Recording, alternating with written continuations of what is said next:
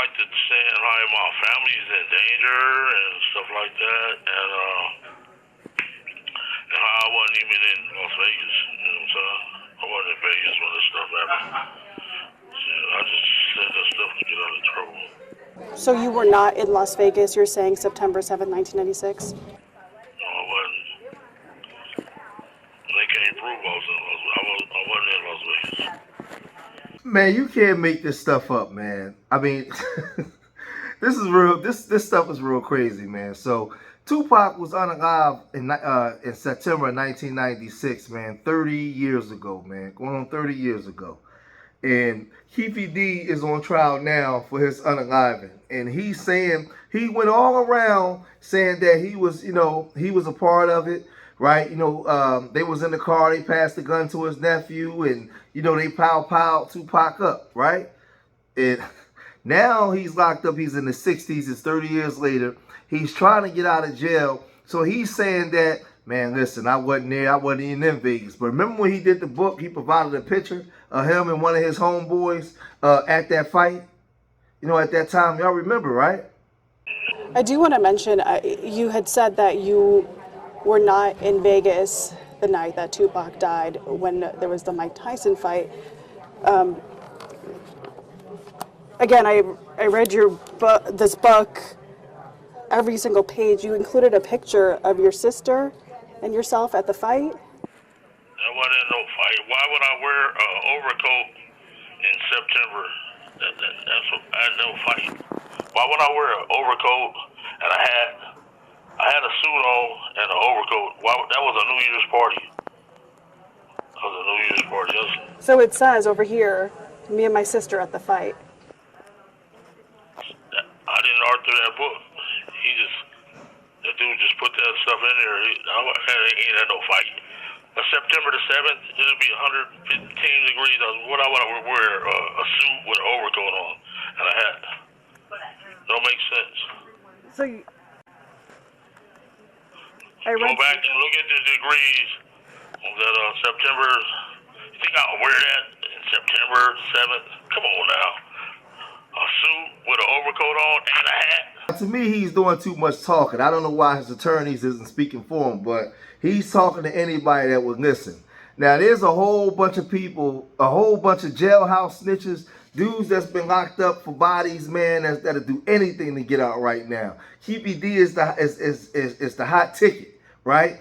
Anybody that was affiliated with any type of gangbanging 30 years ago that's been down, that got the skinny on the Tupac situation, right? They can go on, hey man, I've been down 27 years, man. I'm trying to go home. Hey, dig this here, man. Yeah, he was at such and such. They already telling. So now he's on the phone and he's bringing up some dude's name who got unalive bodies and all kinds of charges on his jacket, right? He's saying that his family life was in danger because this dude is telling, this dude is dangerous. So he's mentioning this guy's name and he's saying this guy's lying. The whole thing is just a mess. My family is in real danger. They got like two witnesses there's some dangerous dudes. Like they said, my son put out a hit on one of them. His name is Dante Lee. He the one real dangerous. He killed 3 guys out there in La Mirada, California. Okay. And he said my son put out a hit on him. I wouldn't want my son nowhere near him because he get to kill people for free and get out of jail for free. You know what I'm saying? And they gave him $5,000 to move. He just played them out of $5,000. He's wrong, He's wrong. And then that Reggie Wright Jr., he's threatening my son on the internet. The last few days, he didn't threaten him on the internet. And it's wrong. I tell you, young kids, man, this is the flip side of the game. Stay out the streets. While you young, man, you think can't nothing touch you, man. You don't understand the consequences of actions the way you would in your 30s when you 18, 19, sometimes 15, even early 20s. You don't understand, man. But then you got 15 in. You got 10, 15 in, man. You trying to get out, man. But you got a whole nother 75 years to go. These dudes is willing to do anything to get out of jail, man. Anything. They old men now, man. Back then, 30 years ago, man, they was, they was out here running wild. Now they snitch on each other. You got the one dude that's trying to tell. He's saying this dude got like multiple bodies. He's telling on him, right? This is the flip side of the game, right? So when you say I'm a real jigger and I don't care, well, this is what you got to look forward to, man. Now he's saying that he didn't write the book, right? But these are supposed to be his own words. I saw the video when he was in the interrogation room, when he was telling the cops what happened, right? We saw all that. You wanted to say that for the Compton Street Legend, man. Y'all need to go buy that book. Compton Street Legend. And I'll get everybody the whole book. Yeah. You don't have to say something for them, Yeah. And we're going to do a doc. So, yeah. So where can everybody and get we get more detail to that. Where can they get the book? Yeah. It's on Amazon, Compton Street Legends, and it's going to be in Barnes & Nobles September the 15th. Yeah. It's a good read, and it's the truth, and it's stamped, homeboy. You know what I'm saying? I ain't got no reason to lie.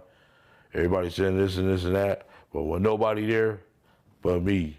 Greg Caden wasn't there. Motherfucking none of them suckers was there. I was there. So Pac and Suge get shot up, and they're heading to the hospital, and you guys head back to Compton the next morning? The next day. Now, again, he had a proffer agreement, and he had got locked up for some controlled substances and was facing a life sentence. So what he's saying is, in the proffer agreement, he told them they wanted to close this Tupac case. So he told them what they wanted to hear. That's basically what he's saying. And they put everything on the unalive, people that was deceased, right? They put everything on the deceased, and he had the proffer agreement. And after that, he did a little stint in the pokey. He come home, he going around telling everybody their story. And then he start milking the story to make money. Everybody was doing interviews, the police, everybody was making money, writing books, all on the Tupac story and the unaliving the Tupac. But he was going around saying, all the stuff that he was saying on video. And it's crazy because there's even a video saying that when he rolled up, when they rolled up to do the pow-powing, he looked Suge in the eyes, right? He looked Suge right in the face before everything just went haywire. Blasting. You say Suge looks over, he sees you. He looks right at you. Yeah, he looks at me. Okay. When he looks over at you, and then Tupac's busy getting shot. Evidently, the story is Tupac's trying to either get out in the back seat or something. Yeah. What do you see happening inside of their car? car? I seen a bullet going Suge head. I thought he was dead. So Orlando shot across Dre?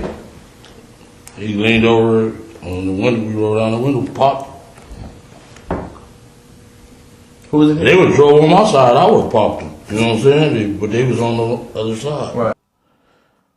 Dude, we went up on the side and boom. Made that right. It was over.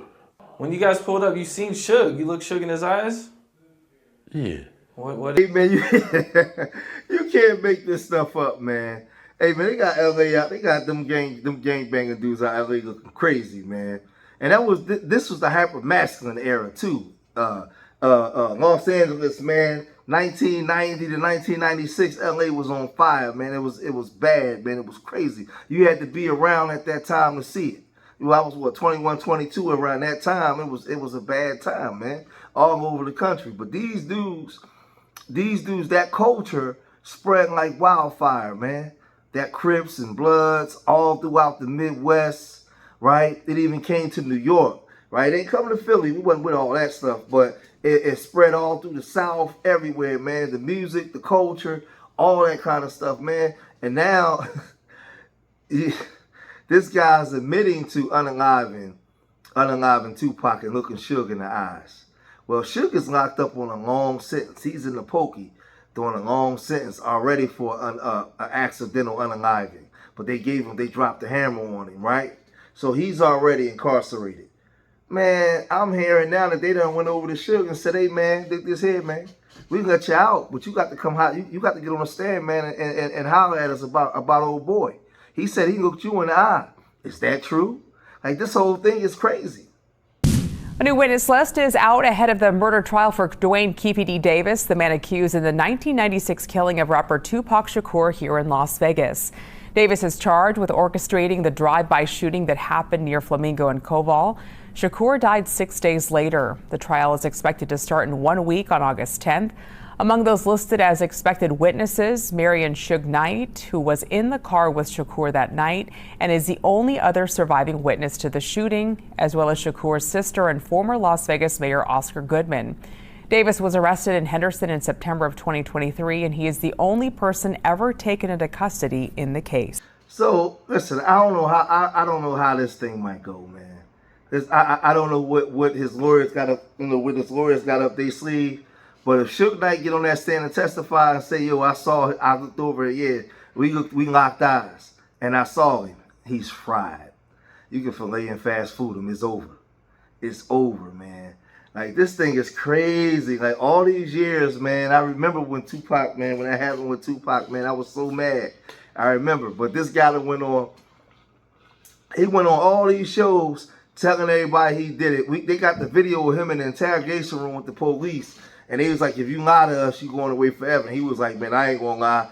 And these dudes be lying so bad, man. Like, he was on there telling people he was moving 800 stones a month. He was moving all this work, right? He was getting all this money. But if you was a multi-millionaire, why was you even down on that low level stuff, man? Why was you even partaking in that low level stuff? Like, this stuff, young people, do not believe these stories of this stuff that these people tell you, man. They be fabricating a story, man, to try to sound more important, man. A lot of the real dudes that was out here doing real stuff, they ain't doing no talking, man. They buried away. They not doing, these guys that run to the cameras, because in his generation, my generation, we ran from the cameras, right? When you was in the street life, this guy run to the camera to tell on himself. He his own witness in his own case, running his mouth.